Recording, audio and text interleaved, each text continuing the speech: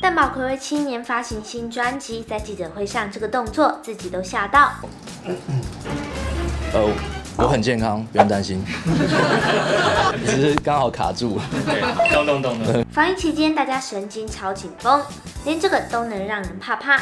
那个花需要收吗？好啊，老板拿掉就好。而且还是黑类分送的。真的不要自己吓自己啦！蛋宝也因为成为人父后变得很不一样，更透露音乐里面都有他。